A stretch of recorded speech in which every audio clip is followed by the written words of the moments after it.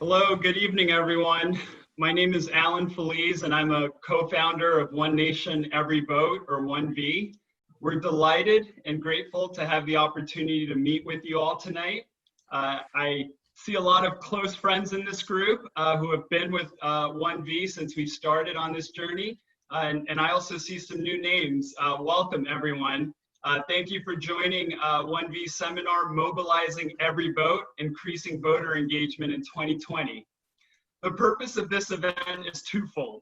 First, we're here to provide some historical context for our current political landscape through the lens of an academic expert on American democracy, Brown University professor James Morone. Like some of you attending tonight's webinar, one of my most memorable experiences from college was taking a Professor Morone political science class. We're so excited to have him join us today. He's by far one of the best professors I've ever had and one of the best storytellers. When I was a sophomore with a head full of hair, enthralled by Professor Morone's popular city politics course, I couldn't imagine that one day, perhaps, I would have the pleasure of calling him Uncle Jim. We'll introduce our special guest in a second. Tonight, we're also gathered around our computers and our smartphones to learn about opportunities for you to get involved and make an impact, even if remotely, in the 2020 elections. And for that, we have another special guest, Goerdt, Deputy Director of the Voter Protection Poll Observer Program in Georgia. Before we introduce our first speaker, I want to take a little detour for a couple of minutes. I want to zoom out, no pun intended, and set the stage for tonight with a refresher for some of you and new information for others. I want to tell you a little bit about why OneV exists. OneV is a 501c3 nonprofit organization that's been around since 2018. We were started by 4 individuals who have careers and full-time obligations in different areas unrelated to this. However, we've been able to work on a number of impactful initiatives and projects, all made possible because of your support and our unique approach to this cause. The 4 of us, after working on many other causes and political campaigns after the 2016 presidential election, we realized our country desperately needed more people to work on fundamental issues plaguing our democracy. Issues which we feel should unite people of all backgrounds and political parties. We decided to focus on voting as that fundamental cause. For instance, telling stories about the importance of a single vote, educating our followers on the history of voting through our podcasts, sharing the views of thought leaders, conservatives and liberals alike who believe that we should treasure this democratic right, and most recently, providing facts and information on safely voting during COVID-19 and key toss-up races in the Senate and House. As Professor Morone reminds us in his book, Republic of Wrath, the right to vote is not explicitly enshrined in the US Constitution. But I think we can all agree that our historical quest to expand access to the ballot has made our country better and more inclusive, and protecting that right will continue to help us perfect our nation. Regardless of what party or individuals we happen to support as individuals, as an organization, OneV has always been committed to educating our supporters about the importance of voting and maximizing voter turnout, both in a nonpartisan way. Now, you might ask, how does an org claim to be nonpartisan and yet partner with folks who technically work for a particular party? Well, as you all know, and as Professor Morone has written, unfortunately, voting is an act that has been politicized since the earliest days of our republic. While I wish we could find voting advocates in all major parties, and I promise we really tried to look for them in all major parties, unfortunately, the vast majority of groups who are on the side of maximizing turnout these days reside within one side of the political spectrum. Hopefully someday we can achieve what Professor Morone recommends, the work of voter protection carried out by nonpartisan institutions. But that's not the case yet, and that's why we have people like Corey to help us. Even though Corey and his team work on behalf of a party, every day they're working on voter protection, often without any regard for party affiliation of the voters they're helping. At OneV, from the beginning, we've sought to cast a wide net And if you don't believe me, have a look at our Twitter handle and see what we've shared and who has been following us. One final note before we start our program. Even with all the turmoil in our politics today, facing a global health crisis and an economic downturn, extreme polarization, social unrest, and a president and executive branch now actively dealing with the virus, we're trying our best to stay focused and on message. I now want to turn it over to my brother and fellow OneV co-founder, Joe, who will introduce our first special guest. Joe, take it away. That was a great introduction. As you mentioned, our esteemed first speaker is James Morone, the John Hazen White Professor of Political Science, Public Policy, and Urban Studies at our beloved Brown University.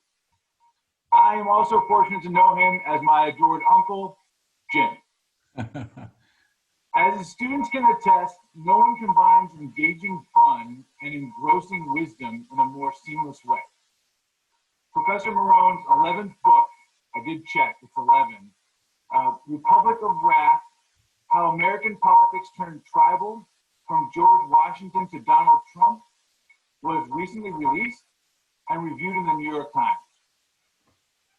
Last night, Professor Morone was on NPR, and tonight he's on OneV's webinar.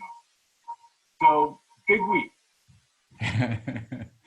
We're thrilled and grateful to have Professor Morone at this virtual event. Without further delay, Uncle Jim.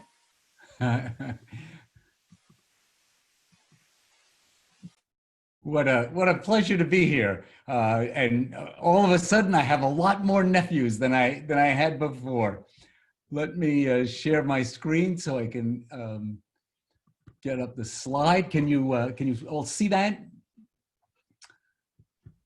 Yes, we can. Great. Yep. Okay, well, thank you again for that really lovely introduction. Yes, I was on NPR, but that's nothing. Now I'm really doing something worthwhile. So let me start with the first slide, and it's really saying very much what Alan just said in a picture. If Did Not Vote had been a candidate in 2016, look how many states she would have won. It was a landslide. 472 electoral college votes for did not vote. So if you take the people who are eligible to vote by law, and you look at who did, Hillary Clinton won a little handful of states worth 51 electoral college votes. But as you see, in almost every state, including most of the highly contested states, did not vote. Apathy won the day.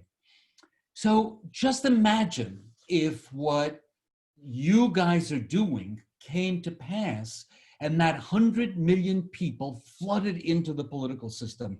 That would be a revolution that would make what Bernie Sanders has been suggesting or what Donald Trump implicitly suggested in his campaign, that would make it look like child's play. So we could change everything by beating did not vote, this non-candidate of apathy. Why do so many people not vote? Well, here's the first dirty, rotten secret about our elections. We, over time, designed the system that way. Voting was made hard to keep the wrong sorts out of voting. The Conservative Party, which was also the anti-slavery party, the Whigs and the Republicans, they instituted registration in the 1830s, it was the Whig Party, to keep the damn Democrats away from the polls. They just thought the Irish were voting in numbers that were way too high, and so they introduced registration to keep themselves in power. Another way we keep that apathy high is by negative campaigning. Negative campaigning isn't designed to make a partisan say, oh, the scales have fallen from my eyes. No, it's designed to keep the marginal voter who's not quite sure home. And it's been terrifically successful that way. So we've erected lots and lots of barriers to voting, starting really in 1800, and every generation added more barriers to now, comparatively speaking, it's kind of difficult to vote. You've got to take 2 different days to get involved, et cetera, et cetera.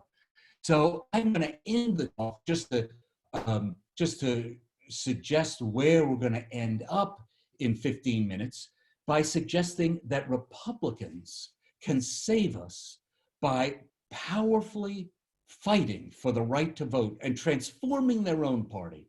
I'll make a call for each party to make a kind of system change, but for Republicans, I think the enormous bang they would get, young Republicans would get, if they pushed for easier voting. In fact, I was on a podcast in Australia with Australians. They require voting. It's like a parking ticket, or in Massachusetts, like, or in some states, like smoking marijuana. It's a misdemeanor not to vote.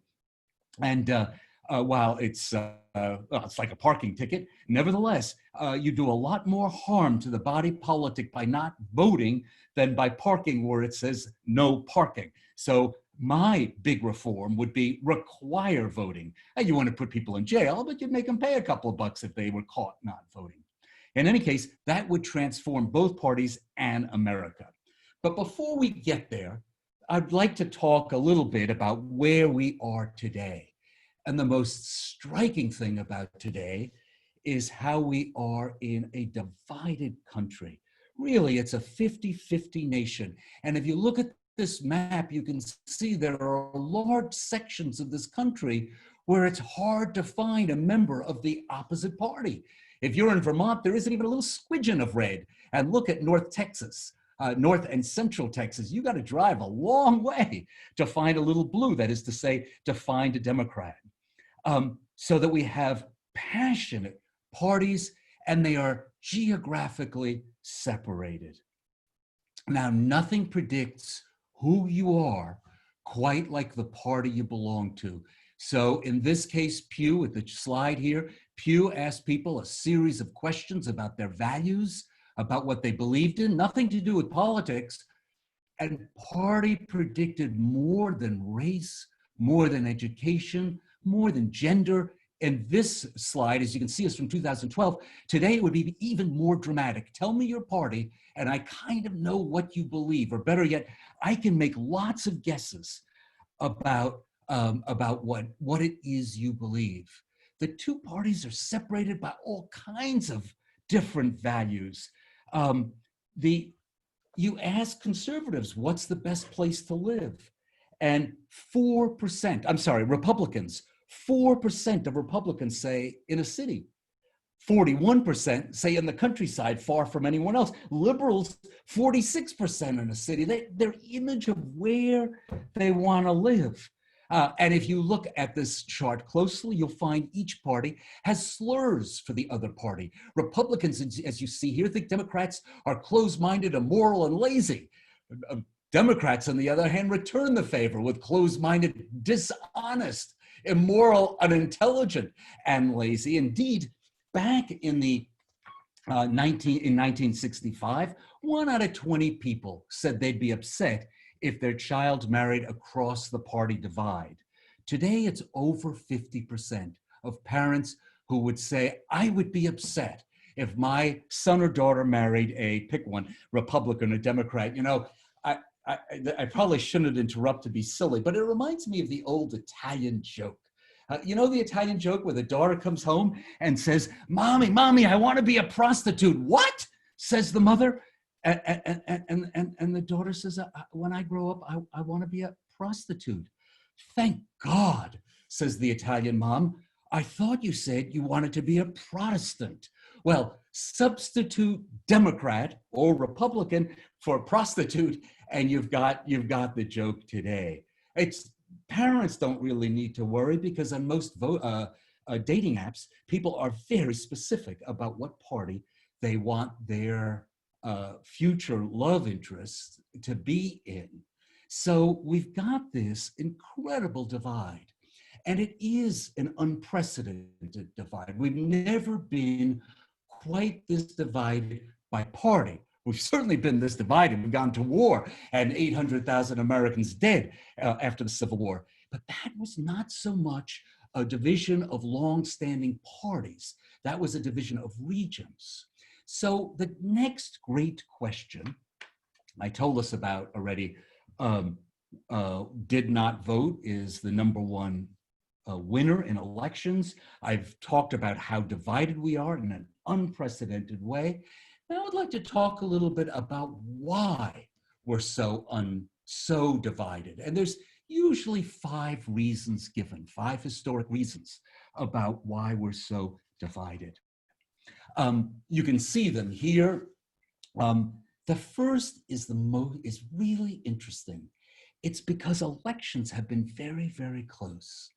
Since the last 6 elections have seen a chamber or the White House flip 7 times. 6 elections, 7 flips. And if the polls are right, in the 7th election, we're going to go to 9 flips if the White House and the Senate both flip, as now seem possible. This is completely unprecedented. We have now just squeaked past the era between 1876 and 1896, which was the prior era of incredibly close elections. Now, when elections are that close, it means each party can win it all in the next election. And when that's true, it makes each party up the ante. When one party is a majority, the minority party just goes along. In the 80s, the Republicans were the majority. The Democrats kind of went along with Republican policies. In the 40s, it was vice versa. The Democrats were the majority. The Republicans looked like soft Democrats. So the first thing to say is we will be this partisan until one party finally breaks through. And then you'll see partisanship kind of fade away. Second, you know, it used to be that the big divisions in our society were within the parties. The Democrats had the Southern Democrats, who are the most conservative people on God's earth, and they had the Northern Democrats, who are some very liberal people bordering on socialism. And the two of them didn't always get along. In fact, some of the caucuses, people were practically packing firearms, but they were all Democrats. Republicans were the same way. Republican conservatives, the John Birch Society had members in Congress. They were sort of bat-stirred crazy. But they also had Northern liberals in the cities who kept pushing civil rights legislation, Northern Republicans. The Political Science Association wrote a paper back in this era in which they begged the two parties, this is a 1950 report, they begged the two parties to have more of an ideology because there was no choice, they said, between Democrats and Republicans. This lesson from this, of course, is just don't listen to your political scientists, because indeed, that's what we've gotten. Today, all the liberals are with the Democrats, all the conservatives are with the Republicans. There is no overlap in Congress. The most liberal Republican is more conservative than the most conservative Democrat. It used to be there were lots of people in between. And so now we have a ideology sword. So very close elections. The parties sorted themselves out by ideology. Third, the Gingrich rules. There was a great congressman from Rhode Island back in the 90s, Ron Makeley. Ron was a good guy. He was a Republican. He loved playing basketball. And he would say, I remember him saying to me once, you know, Washington is really lonely. And like one of the few things I really enjoy is playing basketball with the other members. And then the House Republicans elected Newt Gingrich as their whip. That is the person to keep other members in line. And Gingrich comes up to Makeley and he says, you are playing basketball with the enemy. No more basketball. And Makeley's reaction was to drop out of Congress. He said, I don't want to be in a Congress where I can't even play with people from the other side. Well, those were the Gingrich rules. And now they've spread from just the Republican caucus to everyone in the House and now most people in the Senate. So if you don't like it, you retire. The Gingrich rules. The other side is the enemy. If you're a Republican, by the way, you'll say, hey, it worked. The Republicans, after 60 years in the minority in the House, very shortly thereafter took over the majority.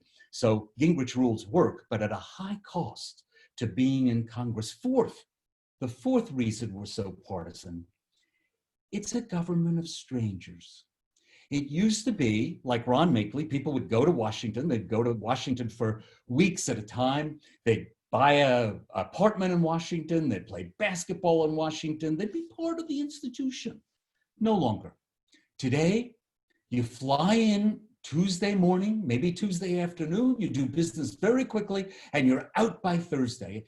There are at least 120 people at last count, most of them, to be fair, are Republicans, who sleep in a cot in their office because they don't want to be tarred with being Washington insiders. The result is that Congress people don't know one another.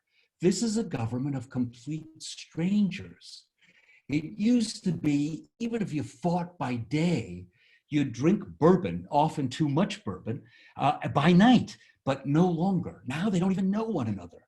And finally, another reason why we're partisan, number 5, is, of course, the media. 24-hour hyper-partisan news media. This is a new thing. Up till the 1980s, there was something called the Fairness Doctrine.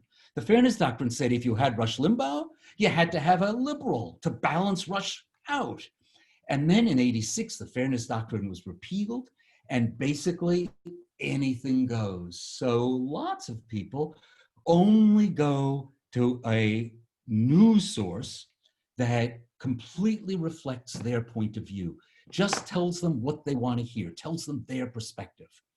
And so that really reinforces our partisanship. So here's the 5 usual reasons given for why we're so angry at one another. Very close elections, the party sort, unprecedented that party sort, the Gingrich rules, don't play basketball, the other guys are the enemy, the government of strangers, something we've never had before, and of course, the 24-hour news media.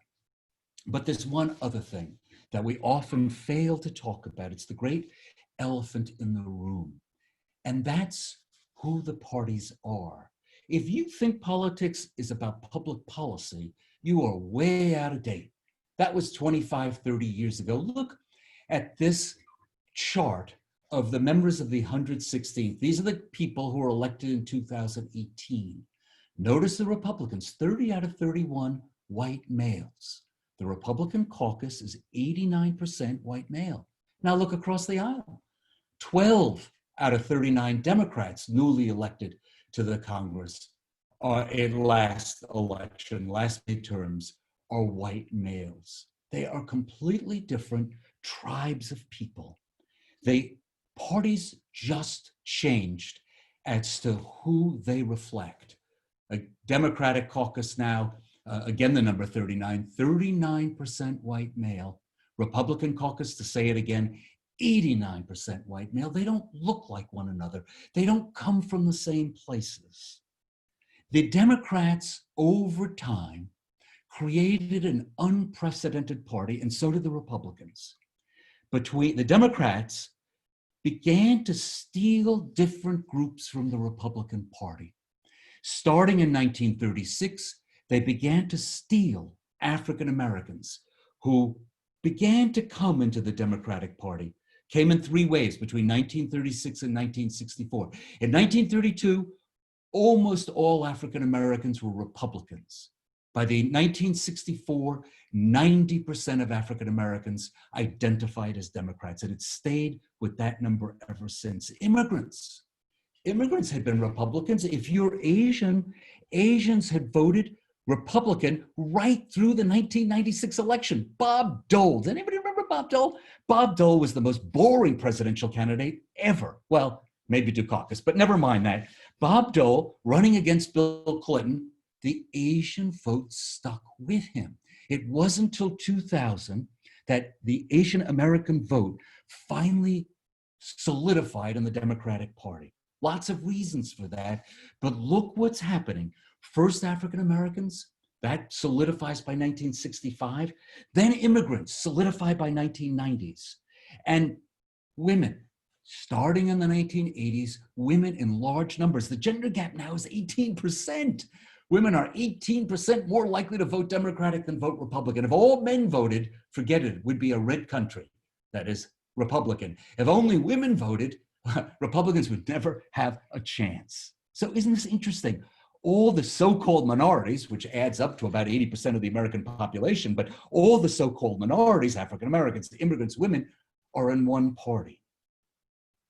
That party is beautifully exemplified by Barack Obama, who was introduced to America with that beautiful speech in the 2004 convention. My father was a foreign student, he said, to people cheering him, born and raised in a small village in Kenya. He grew up herding goats, went to school in a tin roof shack. I stand here today grateful to the diversity of my heritage, knowing that in no other country on earth is my story possible. This is the story of the Democratic Party of Blue America. Well, it looked in 2008 when Obama won that America was changing, and it was. This party was very, very different party and an unprecedented party. Let me put it this way. No party in American history ever took both immigrants and African Americans and put them in the same party. Just think of what that meant for the Republican Party. White, native, male, and very, very anxious about what's happening to their demographics. Whites stopped voting for Democrats in 1972. Since the 1972 election, whites have averaged 39. You've averaged it across. You'd have to add Hillary to the slide. I'm sorry, it's at a late date. For Hillary, Hillary Clinton, just add 33% of the white vote. That all averages out between 1972 and 2016 to 39%. And that's pumped up by the Jimmy Carter vote. He was basically a Republican from the, a liberal Republican from the South by the standards of the era, running as a Democrat.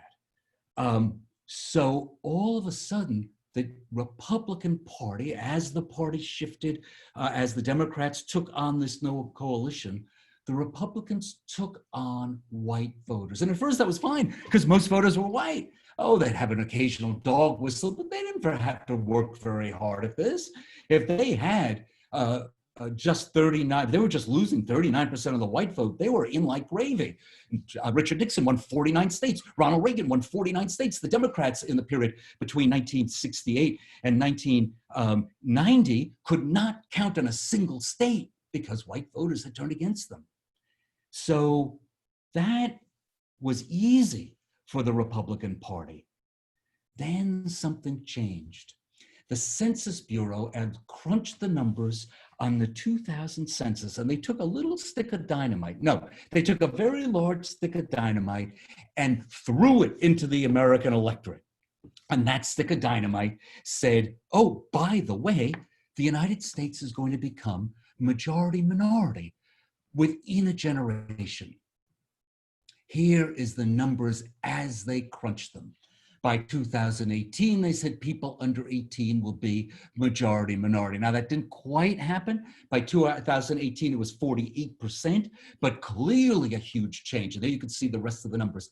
It was the immigrant vote as it went up. So there they are, reopening immigration in 1965, Lyndon Johnson signing the act. And as the immigrants moved to Democrats and the numbers gathered, and then join the women, join African Americans, this new group began to form a rising majority in the United States.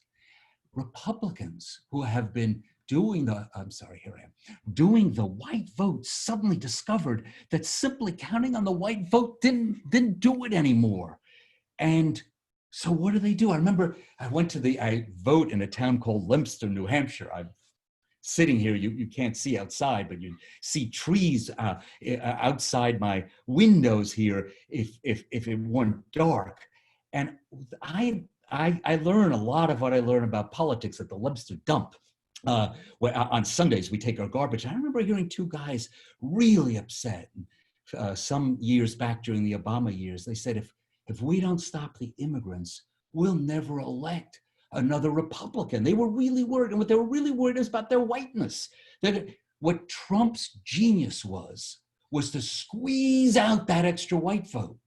That's one of his geniuses. I'll get to this good genius, but his other genius was understanding that I have to get every one of those last white votes that have been coming to the Republican Party.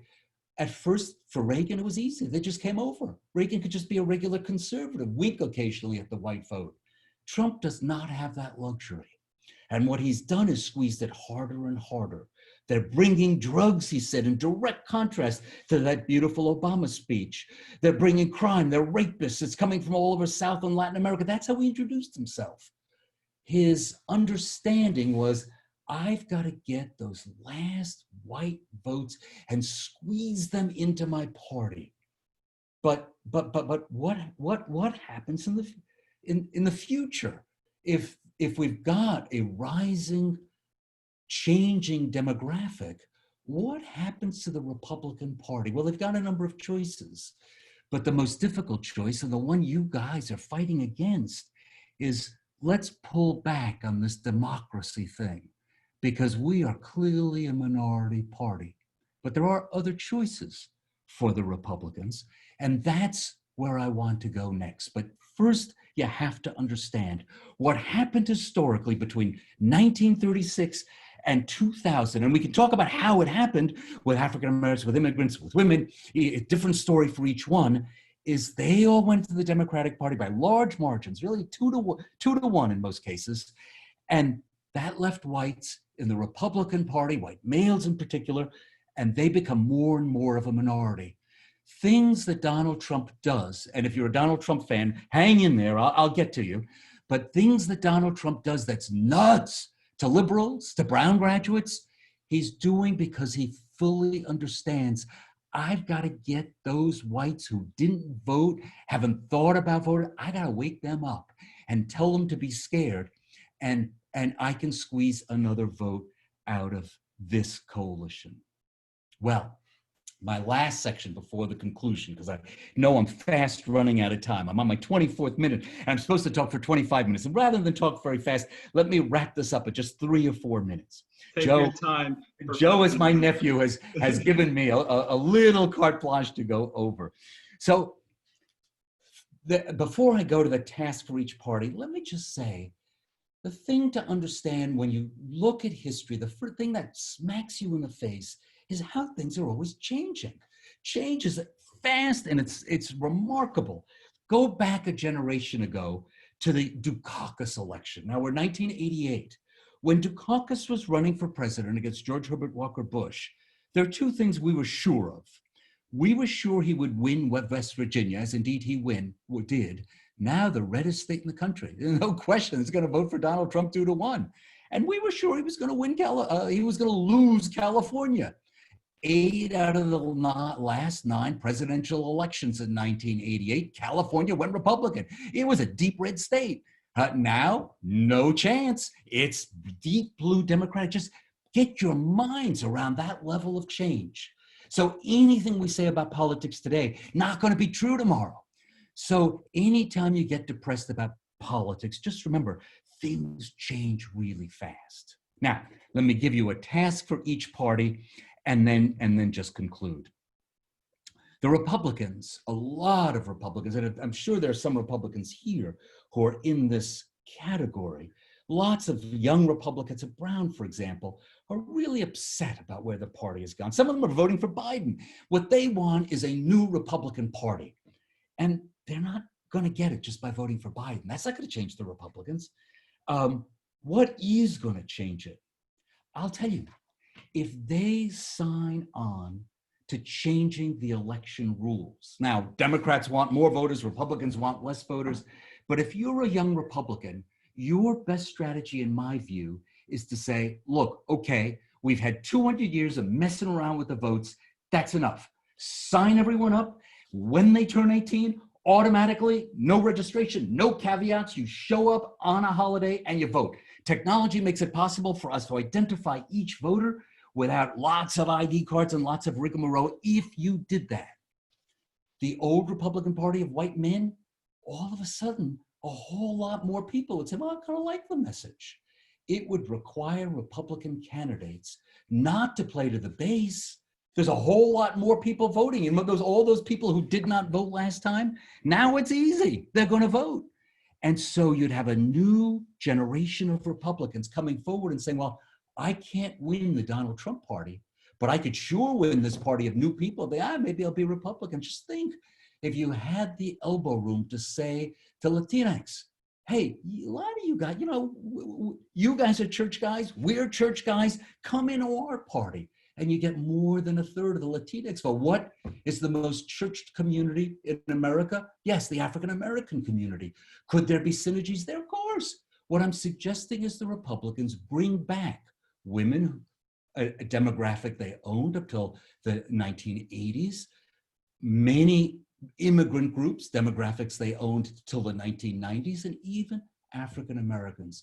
No reason that that party has to be limited to something like 8%, 9%, except for the narrow base. So if you're a young Republican, or not so young Republican, hoping to change the party, yeah, vote for Biden, sure. That's not gonna change your party. Join the Democrats and fight for the right to vote. Make it easy. And you'll see that within a couple of election cycles, the Republican Party will be transformed.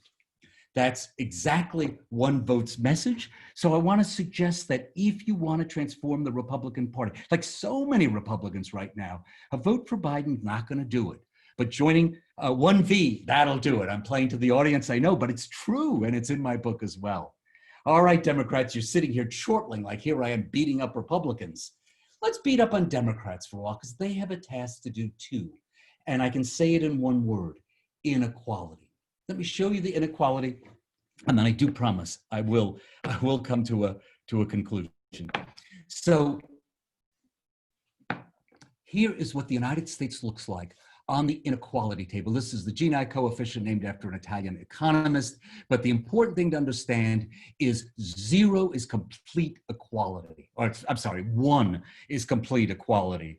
So if we're at 1, everybody in America has exactly the same amount of money.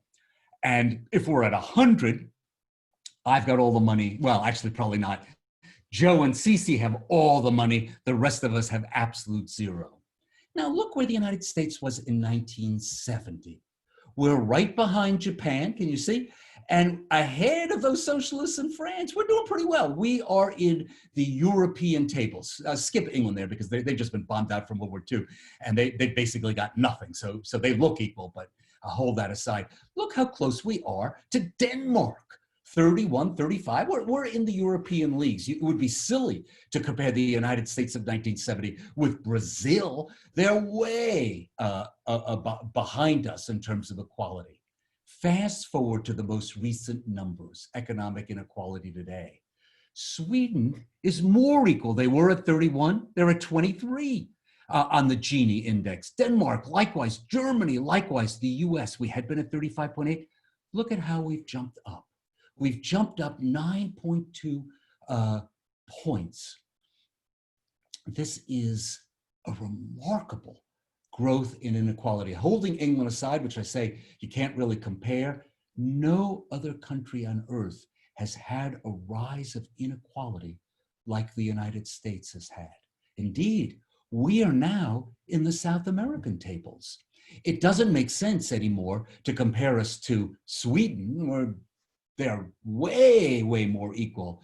But it makes lots of sense to compare us to Mexico or Brazil, which have greatly increased their equality. We have become like Mexico, like Brazil. Indeed, notice, we are closer to Lesotho, the most egalitarian society on record. Now, we might question the numbers, but still, than we are to Sweden, the most egalitarian nation. Now, stop and think.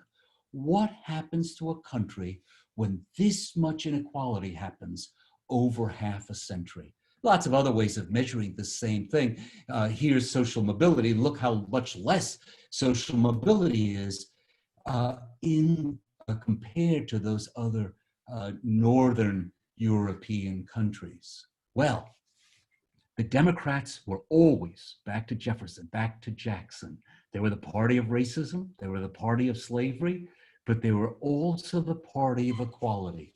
And that promise was redeemed in the Roosevelt era. That's why we were so equal by 1970, but no longer. The Democrats have lost their claim on here's our plan to make us more equal. Republicans have a conservative message as well. They should. When they stop being a white person's party, they will appeal to people with a conservative message. But the Democrats have always been the party of equality. I remember going to the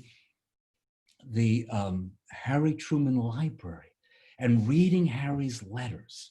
Harry believed deeply in equality. He used to say that that you have to take care of everybody, even the bums with no ambition. You got to take care of everybody. And Democrats don't say that anymore. They say, well, if you play by the rules, you should get ahead. No one is saying we have to take care of everybody in the society because they're a member of our society, but that was the traditional Democratic message. After reading his letters, I went into the courtyard of the Truman Library, and there's this eternal flame where Truman, I believe, is buried. And I just looked at that flame. It was just a wan little flame. It was raining at the time. It was raining, barely, just guttering, fluttering. And I just thought, that's the old Democratic vision. And that they need to relight that flame. So something for each party. Republicans need to learn to stop being the white people's party. And they can do that by expanding the right to vote, by championing that. And Democrats need to go back to their old idea that equality is their brand. If not, they're just Republicans and other guys. Well, I finally gotten to my conclusion. Let me just say a couple of things. One, politics is deeply about values. Oh, back up for a second. If you're a Republican sitting there thinking, well, I like Trump and this guy's just going on and on, let me just say, I think part of what Trump saw is this. Part of the reason people voted for him is they were pissed off about losing social mobility, economic mobility in the United States.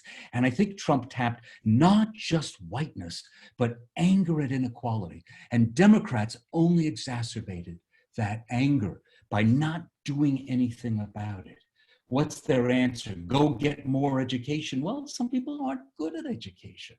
And I know that's not true of people listening here, but Democrats need to have a message that actually resonates with people who feel left behind, but also just aren't good at education. Once upon a time they did. High school education got you a great job.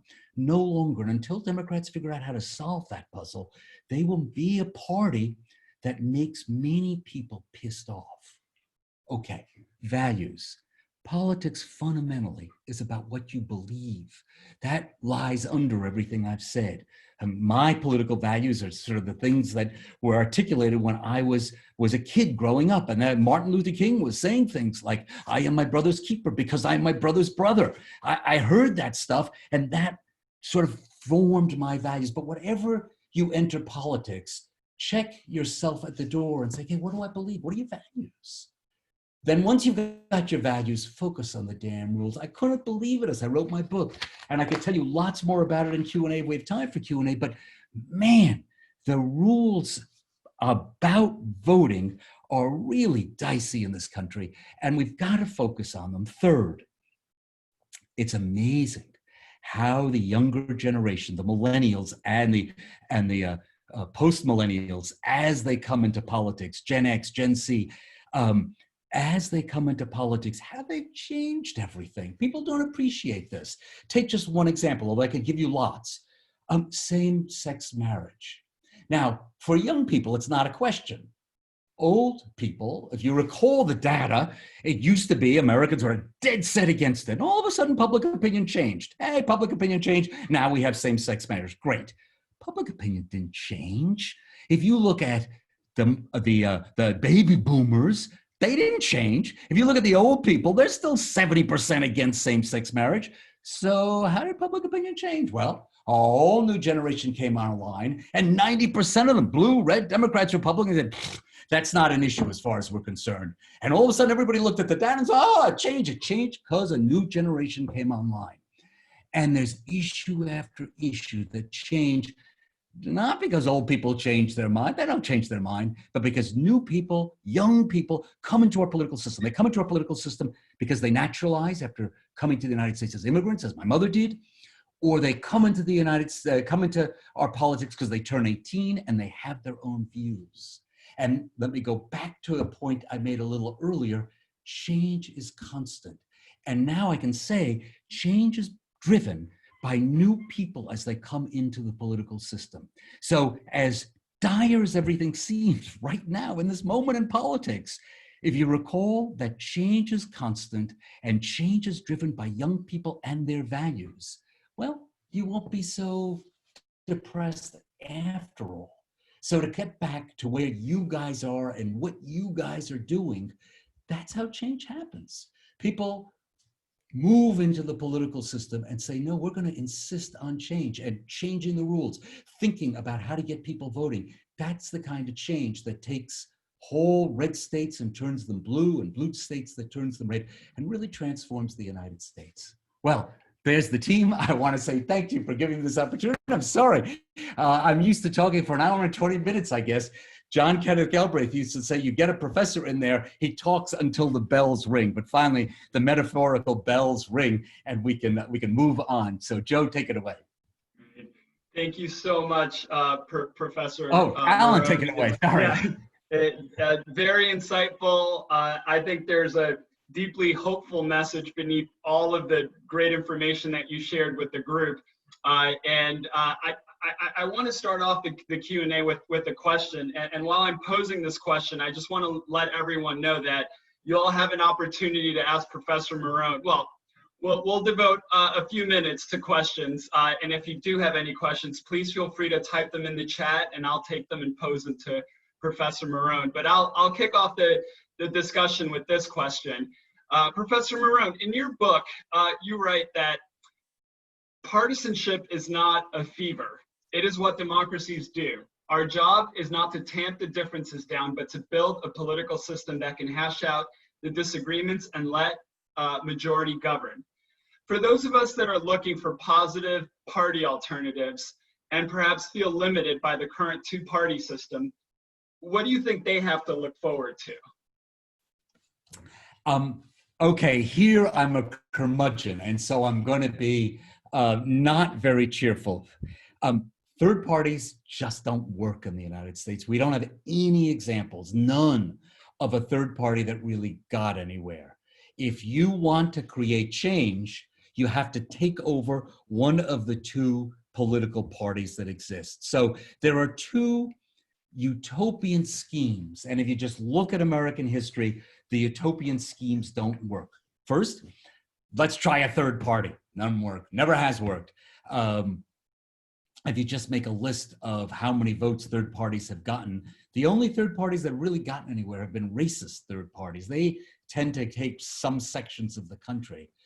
And the other thing is, let's all get together and find a bipartisan moments. You know, that's not what politics is about. Politics is about taking your values and really pushing them. You know, Franklin Roosevelt, when he won in 1933 in his inaugural address, what he said was, these dark days will be worth all they cost us if we remember that our true purpose is to minister to our fellow Americans. A radically different message than the other party had been pushing up till the 1932 election. He created a new reality, and new people came with it. They heard the clarion call. If you don't like that example, take Ronald Reagan. He didn't apologize for his views. He just said the scariest words in the English language, I think he actually said the American language, are, I'm from government and I'm here to help you. And people came running to the call. There was too much government, they thought, by 1980. Both of these presidents changed American politics.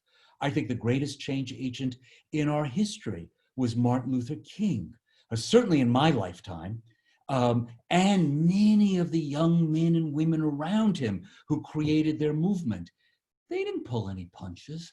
They didn't say, well, we're going to meet you halfway. They said, the arc of the moral universe bends towards justice, and we're going to fight for justice. So my advice always is, you know, figure out shared values. That doesn't mean you can't get together with Republicans and say, look, we share this set of values, but don't compromise what you believe. Parties are designed to make what people believe and put them before the public. And so the sort of hope that we can have bipartisans, some people are saying, oh, Joe Biden should have a bipartisan kind of cabinet. No, Joe Biden and Kamala Harris, if they were to win, should say, here's what we believe. Let's try to transform America through our ideas and values. That is, frankly, what Donald Trump has tried to do. So if you disagree with him, you create an alternative. President Trump is trying to create his own alternative. So just to make a very short story long, push your values, take over a party. That's how American politics works. Thanks, Great Professor question. Thank Morone. I think we have time for one question, and we actually have one from Pia Miller. It's a lot of people feel gerrymandering and the Electoral College render their votes worthless. What would you say to them? Yes, I talked just generally. Pia, that's a really good question, and I could not agree more. I talked generally about changing the electoral process to make sure everybody votes. And I only talked about registration, or I would have talked for 2 hours. But you raise a really interesting point. Those are other things that bias the political system. So let's go all the way back to 1800. In 1800, what used to happen is that we should go back to, I think, on the Electoral College, is this. The Electoral College divided its votes by who got how many votes in each state. So Donald Trump got only a third of the votes in New York. Well, that's all right. He should get a third of the electors in New York. In 1800, Thomas Jefferson was running against John Adams. He had always said, of course, this is how it should be. If you get 30% of the vote in your state, you should get 30% of the electors. And then he realized, oh my God, this is going to be a close election. John Adams is going to get one vote in my state of Virginia. And so he writes to James Monroe, who is the governor at the time. And he goes, Jimmy, change the rules so that Adams, that horrible man, doesn't get one vote in my hometown. And when he changed the rules, lots of other people changed the rules. Getting rid of the Electoral College is really difficult. But we could, by law, by state law, require the states to divvy their vote by how much each person wins. And that would really change things a lot. Then you'd see people campaigning in 50 states. Gerrymander is not quite as bad as it seems. The gerrymander is kind of a natural deal. Democrats just are packed into the cities. So if you're thinking about winning elections in our kind of political system, Democrats just don't live in the right places. They all live in cities. So they get like 90% of Philadelphia, 95% of New York, and they waste a lot of votes that way. But still, in some states, Pennsylvania, Texas, Ohio, and more than anywhere else, North Carolina, you have a majority of people, like 55%, electing to take North Carolina's place. Of the 11 congressmen, only 3 are Democrats, even though 55% of the people voted for Democrats in North Carolina. There's an extreme gerrymander. I think we're slowly but surely going to move towards a system where, and we should move towards a system where nonpartisans create electoral districts. Now, I hear you saying, wait, you were just making fun of nonpartisans. Yes, for the election itself, but for the rules, those should be nonpartisan. Now, here's the dirty, rotten secret. If the Democrats have a tsunami, we always create the districts in the year of the census. The census was in 2020. If there's a Democratic tsunami, they will get in many states, possibly even in Texas, to create their own electoral districts. All of a sudden, you'll see a lot of Republicans saying, those nonpartisan election groups, hey, that's not a bad idea. So we could demilitarize, particularly if the Democrats win, because Democrats tend to be for this. In this electoral cycle, we might see a lot of nonpartisan electoral districts. But yes, you're right. When I said we cheat on the voting rules, it's like Calvin ball. Do you remember Calvin from Calvin and Hobbes? Remember when he played Calvin ball? He always made up the rules as he went along. Now it's this rule, now it's that rule, as long as I win. Well, that's how our election system is. So what we have to do is have an election system where the rules are clear, fair, and we quit messing around with them. Once the rules are clear and fair, then go ahead, push your values, be partisans. But the actual rules themselves have to be nonpartisan. And you're absolutely right. Mia, I've lost you here. You're absolutely right. Pia, I'm sorry, Pia Miller. You're absolutely right that those are two big and important ways to get at rules that really count. Great. Thanks, Professor Morone. One more question for you, sir, before we move on. You mentioned that part of the hyperpartisanship today is due to party ideology reinforced by 24-hour media and other factors. Do you think this is an issue that can be ameliorated through moving towards ranked choice voting nationwide? In general, anything that helps us really count what people believe. I mean, the whole point of democracy is reflect the public. There are lots of reasons we haven't done that, but they're all really crummy reasons. Like we want to keep this group or that group down. You know, the basic fact of American history, and the more you study history, the more you're hit in the face with this thing, is that it's a society that organized itself around slavery. And for 200 years, everything was designed around slavery. And we're still dealing with the consequences of that horrible fact. And that is why we've got all these things to minimize the people's say. Now that we're moving beyond it, and I do believe we're moving beyond it, it is time to find every possible way to reflect popular opinion, getting past gerrymanders, getting past all kinds of cheating. And I think ranked voting, which is now in place in Maine and is going to be on a lot of ballots, and I think we'll see it spreading, absolutely makes sense. Now, this requires me to correct something I said before to your first question, Alan. I said, forget it. There's always two parties. There's only two parties. That's all there's ever going to be.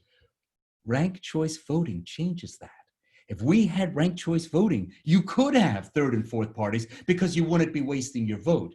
So if you want a third party, change the rules. It's always the institutions. But I'm a huge fan of ranked choice voting. And I think anybody who believes in democracy, anybody who really believes in reflecting the country ought to be a fan of ranked choice voting. Professor Morone, thank you so much. We My really pleasure. appreciate it. And there's more that I want to say later in my closing remarks, about your latest book. Thank you so much for doing this. We could go for hours, I'm sure, but we need to go to Corey now. Joe, can you rejoin us to introduce our next special guest? Yeah, maybe we can do a discussion section next week. We really should, yeah. Sorry about the technical difficulties, but as our next guest will tell us, politics is messy sometimes. It's a pleasure to introduce our next speaker, Corey Goerdt, Deputy Director of Voter Protection at the Democratic Party of Georgia. If you have the joy of knowing Corey, and it truly is a joy, you're aware he backs up his beliefs and values with constructive and thoughtful action. Corey has been leading political campaigns since he was still an undergraduate student at Brown and recently took leave of his position at a large law firm to work to protect voting rights in the state of Georgia. He will be sharing his passion and a concrete path for us to follow and get involved. Corey, thank you for being here, and the screen is yours. Thank you, Joe, and Alan, and Cece, Professor Morone. Can we go back to college? Oh my goodness.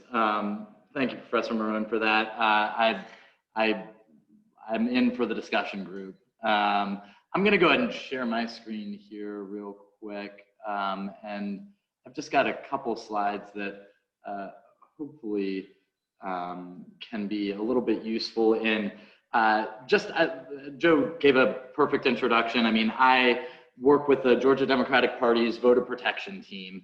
And one of the delights of the job that Alan referred to in his intro, is that our work with the Democratic Party of Georgia's voter protection team, we work for the Democratic Party, but I mean, first, I wish I didn't have this job, right? I wish this job didn't exist, but it does because, you know, voting rights are under attack.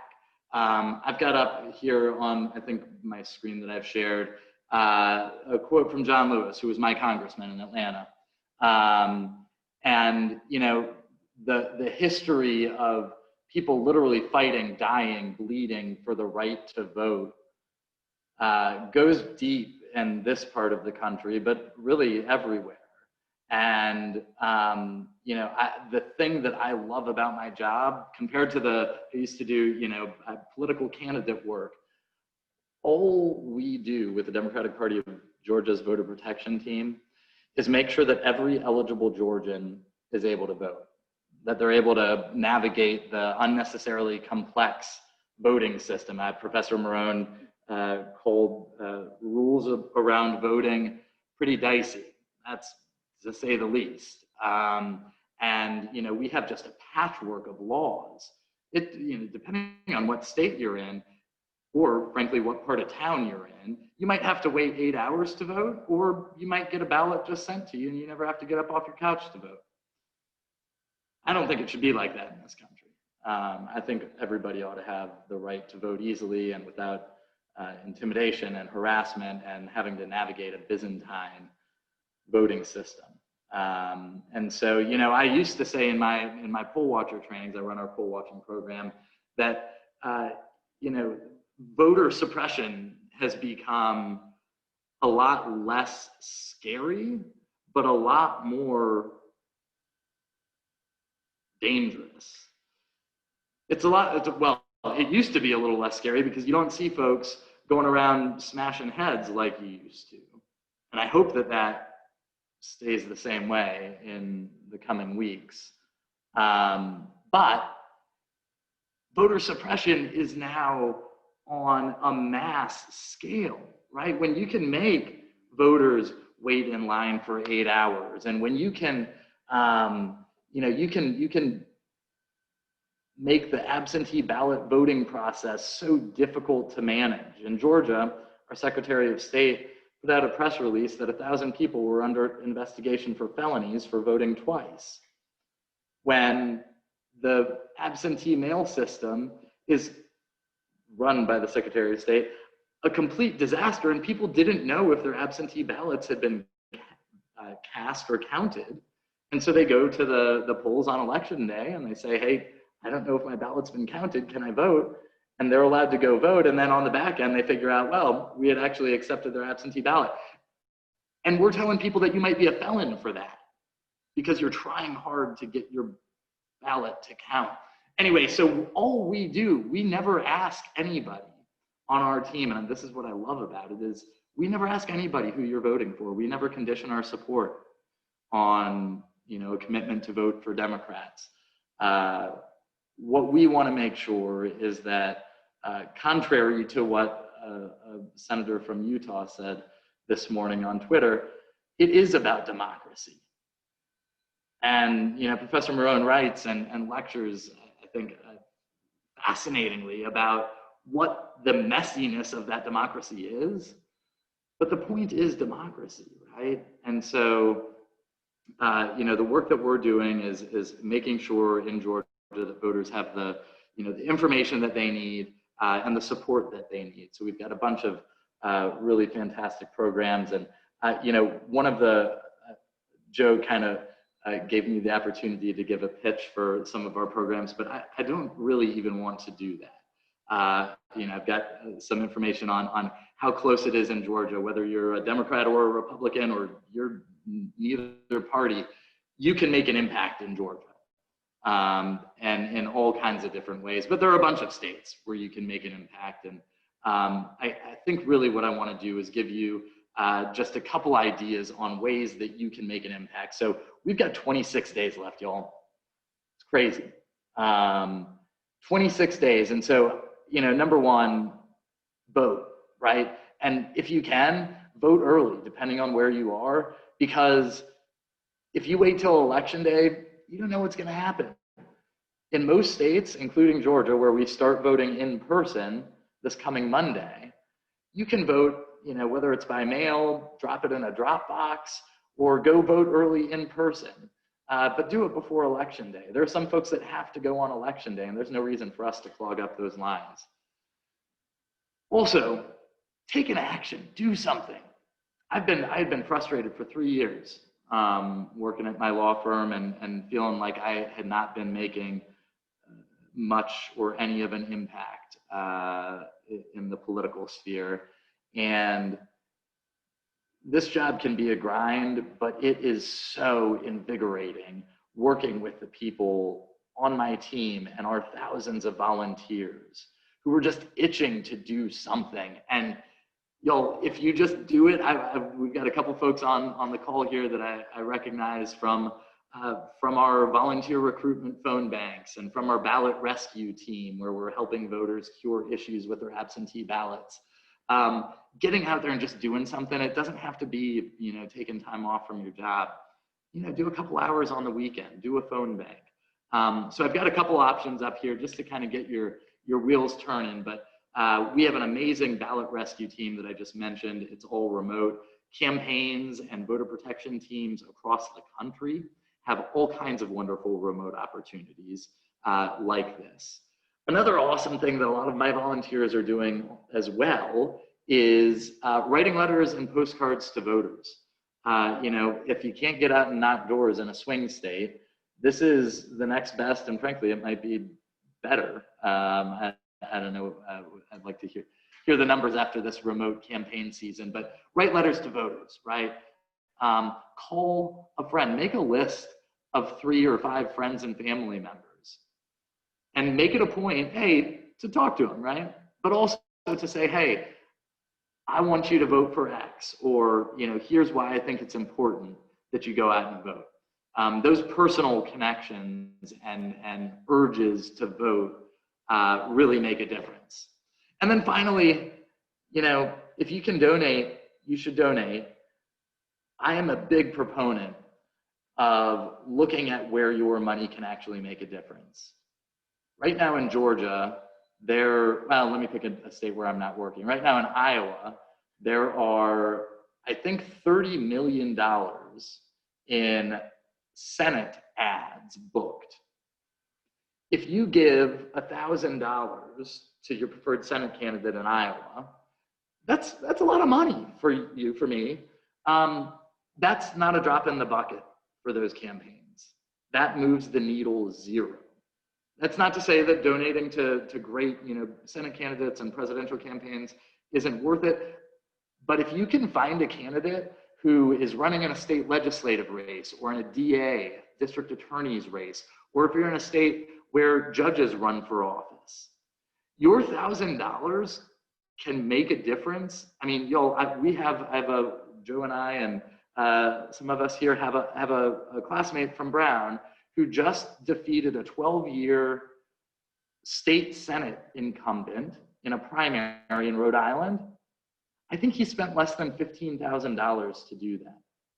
So $1,000 to John Acosta is going to make a difference. And he won, by the way, by I think 74 votes. So make a difference with your money. I'm a proponent of Moneyball in politics, right? Where can your money make the most difference? So those are some ideas. I'm happy to chat, but thank you all so much for having me. This has been just a lovely evening, so thank you all. Right. Corey, first of all, thank you for everything that you're doing right now. We really appreciate it, and thank you for being a part of tonight. I'm going to start off the brief Q&A with a question for you. Don't go away, Corey. Corey, the question for you is about apathy. And I know you're focused more on voter protection these days, but I know you have something to say about how to get out the vote as well. Folks who are apathetic and don't go out and vote, you know, it seems like the only way to change people's apathy is to make it personal, tug at their heartstrings, and make them care about themselves so that they can in turn start to care about politics that affect other people. Have you had success getting apathetic strangers to care about something enough to go vote? You know, I think that Stacey Abrams in Georgia did something in 2018 that we just hadn't seen, at least we just hadn't seen politicians do, right? I mean, the get out the vote game is always about getting at your base, making sure that, you know, the people that are always on your side, that always go vote, those are the people you got to get to go out and vote. And what Stacey Abrams did, and what I think successful Democratic candidates are doing, is talking to voters who don't usually vote, right? Reaching out to voters that aren't maybe traditionally Democratic voters. Listen, people, this is like going to a cocktail party or a gathering of people. If you don't talk to somebody, they're not going to like you, and frankly, they're not going to care about you. You got to go talk to people, right? And so as soon as we start saying, you know, as Democrats, we're never going to win rural America, so we're not going to go out and talk to rural America. Well, you know what? Rural America is still dealing with the coronavirus, and they're still dealing with not having health care, and they're dealing with all of the issues that Democrats talk about. So I'm talking about from the Democratic perspective. But like, you got to meet people where they are. And that's what Stacey Abrams did. And, you know, Professor Morone, one thing that I did want to mention, you know, the rules around voting, you know, it's always been a power play, right? You bend the rules as much as you can to keep and get as much power as you can. And so, you know, one of the things that I thought it was interesting, I just saw today, Donald Trump's poll watching team in Georgia has announced that they are only sending their poll watchers to locations where Trump won less than 30% of the vote. What does that mean? They're not trying to help their voters, right? You know, they're using this system of poll watchers, what we think of and how we use poll watchers on the Democratic Party side, to help every eligible voter vote. What are they doing? They're going into communities that vote heavily Democratic, and they're gonna, you know, they're focusing on ID laws. These are laws that Republicans in Georgia passed to make it harder for people to vote. And so, you know, the focus is oftentimes on election day on the voter suppression. But you know what? This is what Barack Obama said at John Lewis's funeral. The entire point of voter suppression is to make people not care, right? And Professor Morone mentioned this too. I mean, look, it's tough. You got to meet people where they are on the politics side. But I think that what has been happening in the last year around voting, I mean, I never thought that voting was going to be a galvanizing issue, just the act of voting itself. I think it is now. And I think that people see what's happening, because it used to be that, you know, we would do this on a kind of underground that Republicans would try to suppress the vote, but they would never explicitly say what they were doing. We knew it, and we've been finding more out through lawsuits, but now they're just saying it out loud. And so I think that's going to become an issue, and I think it has to be. Because if people don't have the right to vote, like, what's the point? And that's why people say, what's the point? What's the point if I request an absentee ballot and never get it, and then I try to go vote and somebody accuses me of a felony? What's the point? You know, if we can change those laws and make people understand that they actually do have a seat at the table just through voting, and I think that can change. Great. Thanks, Corey. Corey, I have one more question for you before we wrap up. As you can tell, our attendees tonight live all over the map. Some aren't even close to Georgia, but might be interested in what's happening down there and might want to lend you a hand, but are afraid to, you know, get in a car and go drive there because of COVID or fly over there. How can people help you remotely? And how would you prioritize that remote help? What would you say is probably like the best way people can help you remotely down there? Great question, Alan. Thank you for throwing me a softball. So I've got on the slide, I don't know if folks can see it, but our ballot rescue team is calling absentee ballot voters who their ballot, and the ballot has arrived at the county elections office, and the elections office has flagged an issue with that mail-in ballot. So it could be the voter forgot to sign, or the signature didn't match, or they forgot to put it in a privacy sleeve. There are things that that voter has to do to make their vote cured so that it will count. So we get every day an update from the Secretary of State on every new voter who has, had a ballot received and there's an issue with it. We are calling through those folks and we're saying, we saw that, yesterday or a couple days ago, your ballot got flagged. We're here to help. Here are the steps that you need to take for, each narrow issue. Here are the steps you need to take to make sure your ballot counts. We are not doing any persuasion. We're not saying, hey, are you voting for Biden? Okay, we'll help you. We are calling folks to say, this Byzantine system is difficult, but we're going to help you through it. And all we want to do is make your vote count. And so these calls, I know a lot of people hate doing political phone calls, and I get it. I've done years of them. These calls are unlike anything you've ever done, probably, because we're calling people and we're not asking them for anything. All we're doing is we're saying, we want to help you make sure that that vote that you've already done so much to get in, we're going to help you make that count.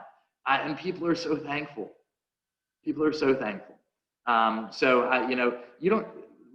have a training and we walk you through, it's a 45-minute, 1-hour training.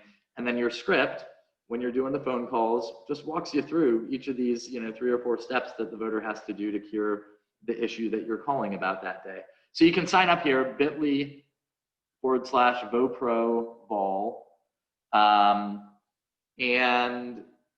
We also have recruitment phone banks. I saw Raj on here earlier where we're calling Georgia Democrats to do this voter protection work and other activists. By the way, we've got plenty of non-Democrats on our voter protection team. We've got people who voted for Trump, people who are Republicans who are just disgusted by what they've seen their party doing in the last 6 months in terms of voting. We'd love to have you remotely. We have a wonderful cadre of out-of-state volunteers. You can also always email me. It's just my first name, Corey, at Georgia, spelled out, democratsingular.org. Wonderful. Thank you, Alan. Thank you so much, Corey. What great compliments. Starting off with Professor Morone, getting enlightened a little bit, to Corey, who's in the front lines. Just what a great treat. I want to close now with just a few remarks. First, I want to thank our guests, Professor Morone. Thank you for bringing us back to the lecture hall. Really appreciate it. Thank you to Corey as well for all the work and for your presentation. I want to thank all of our attendees for being a part of this webinar. I also want to just a special thank you to my fellow OneV co-founders, Joe Morone, CC Morone, and Chris Oates. Finally, before I let you go, this wouldn't be a proper civic event without a few calls to action. I have 4 for you tonight, so please, if you remember anything from this webinar, I hope it's the following. The first thing is, please make sure that you get at least one of your friends or family members to vote. I'm not going to tell you all to vote because I'm sure that you've all voted or are planning to vote. You wouldn't be in this webinar if you weren't among the most civically engaged people in our country.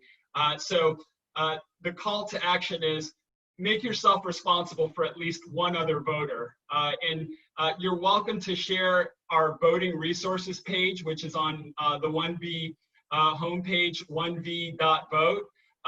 You can find it, all the information you need in order to register or check on your registration status. The second thing I want to kindly ask you all is, reach out to Corey. As you can see, he's an amazing resource who is helping people from all over the country get involved, and try to find at least one opportunity to help Corey and his colleagues, at least one. The third thing I want to ask you all to do is go buy Professor Morone's latest book, Republic of Wrath. I have my copy right here. It's a wonderful read. I've even enjoyed reading some sections to my 1-month-old Noah. But really, on a serious note, it's one of the best concise surveys of American political history, and I think it provides a hopeful message with concrete advice about how we should approach politics in the future. And the fourth and final thing I want to ask of you is, as I mentioned, OneV exists because of people like you who want to find constructive and hopeful ways to engage one another and contribute to the betterment of our country. If you're new to OneV and you like what you heard tonight, or if you're a longtime supporter and you want more of this, and you want us to be active before November 3rd and after the elections, please consider contributing to OneV. You can do it electronically on our website. And remember, no contribution is too small. In fact, many of our supporters help us $5 at a time, and that goes a long way in terms of increasing our social media outreach and bringing more of our fellow citizens into this amazing cause. Thank you again to each and every one of you for being a part of tonight. We look forward to continuing this important work with you. Have a good night, everyone.